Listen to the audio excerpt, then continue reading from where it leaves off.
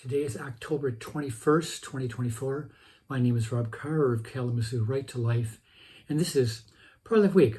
Well, I have never done this before that I can recall, but we're going to talk about the most recent issue of the Kalamazoo Right to Life newsletter. It's a monthly newsletter that goes to all of our members. And actually, I'm the guy that puts this thing together. So if you don't like these issues, I'm the guilty party. But the headline I have here for the October issue says, vote, everything is at stake. So I have everything is at stake. So, for those of you who might be thinking, gee, Rob's a little hyperbolic here. Is that a little extreme? Everything is at stake, everything?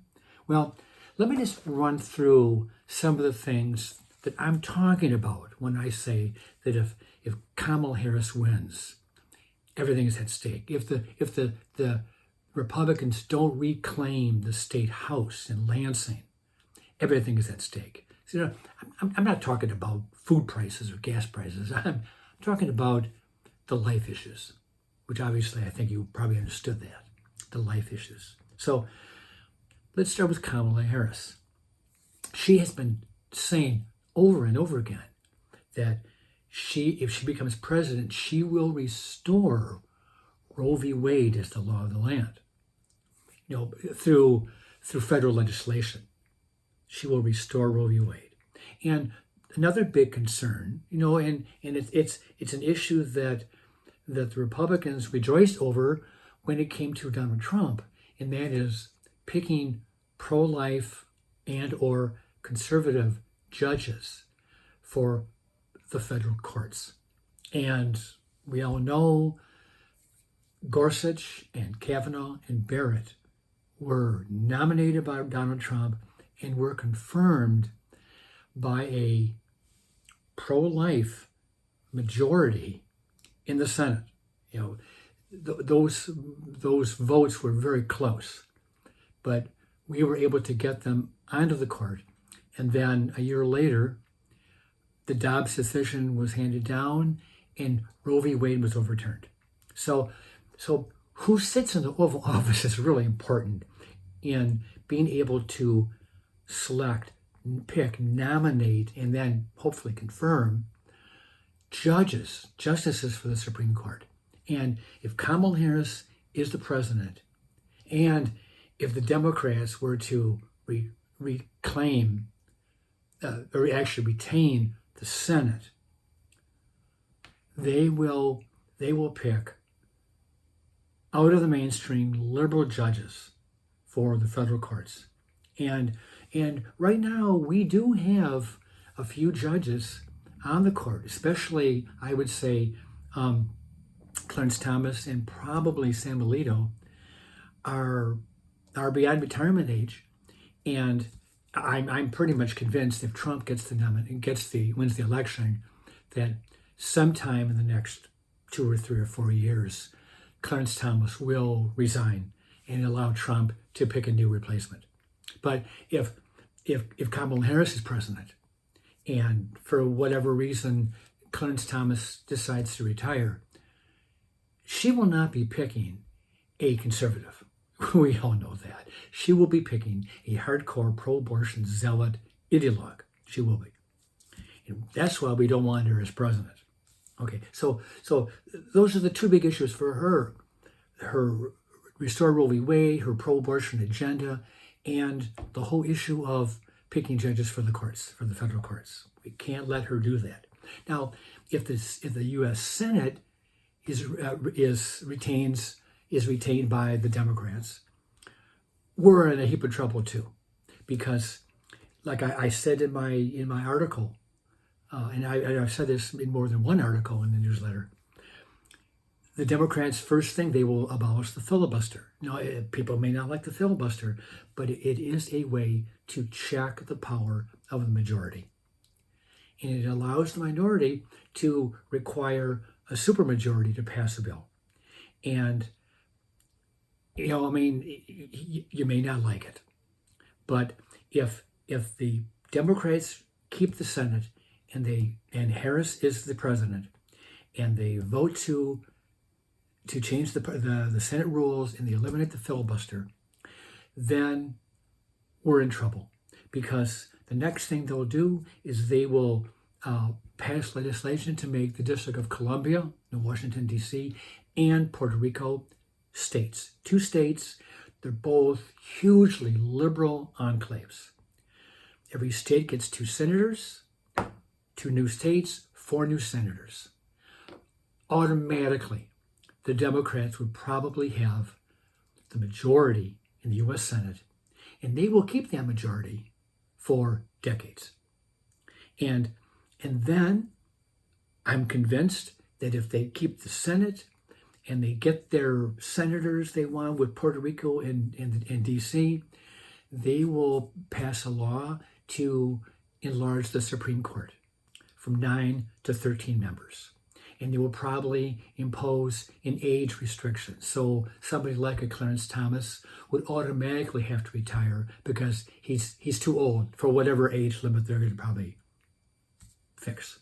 So these things are very, very, very troubling and concerning. And is everything at stake? Yes, everything is at stake in this election. And the Democrats in the Senate, they obviously want to do exactly what Kamala Harris wants to do, restore Roe v. Wade and get rid of the Dobbs decision.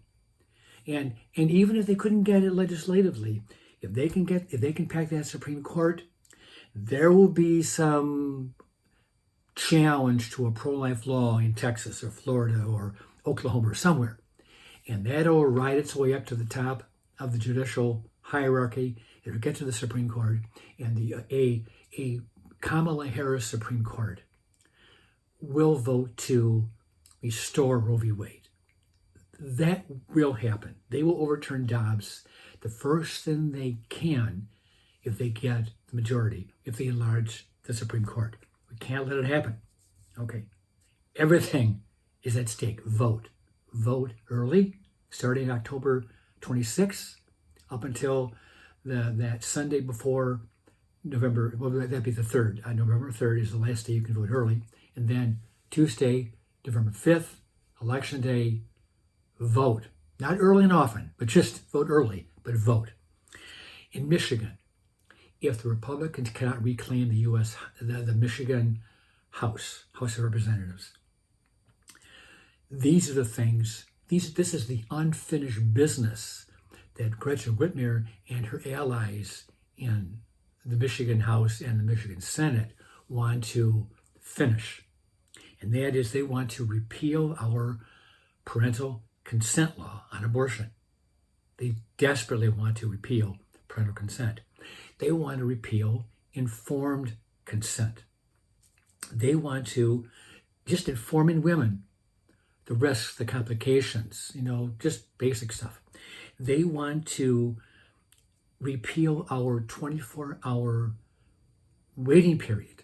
Even that state rep from the Detroit area who voted with us on that one issue back during the Reproductive Health Act back in 2023, even she said that if you're going to terminate the life of your fetus or your unborn baby, whatever, I'm not sure what term she used, it's not too much to ask that you be required to have 24 hours to think about that decision.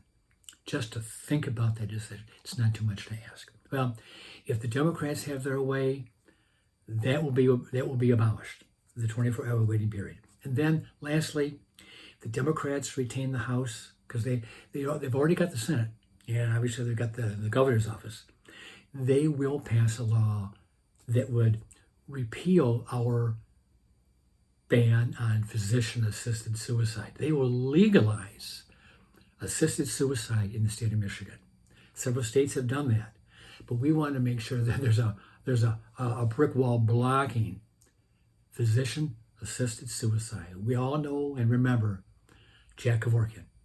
We do not want that or those types of situations and scenarios to be resurrected in the state of Michigan. So to stop that, we need to elect pro-life candidates. Unfortunately, they're all Republicans. I'm saying unfortunately, because Right to Life in Michigan would love to vote for a pro-life Democrat. They would. We would support pro-life Democrats. Trouble is, they're all gone. Not entirely, but for the most part, the Democratic Party is the party of abortion, unlimited abortion rights, not safe, legal, and rare, like Bill Clinton said back in 1993 or 94. No, they don't want it rare. They want unlimited abortion rights through 9 months of pregnancy. So is everything at stake? Yes, everything is at stake in this election. And I guess I do go back to the new messaging the Right to Life in Michigan does have. And that is that we lost Proposal 3. We lost in the Reproductive Health Act. And a lot of our pro-life laws are gone. But there's still the one thing we do have, and that is our ability to communicate a pro-life message to Michigan voters and Michigan residents, and especially to pregnant moms who may be facing an unplanned pregnancy. And we're just asking them to consider life, the other choice. The Planned Parenthood, for as much as they brag about, they provide adoptions and they do this and that, they don't really provide real or realistic options for women in crisis pregnancies. We're saying, Right to Life in Michigan, Kalamazoo Right to Life, we are saying, choose life, the other option, the better option. Life is the better option. With that, I'll let you go. I'll see you next time.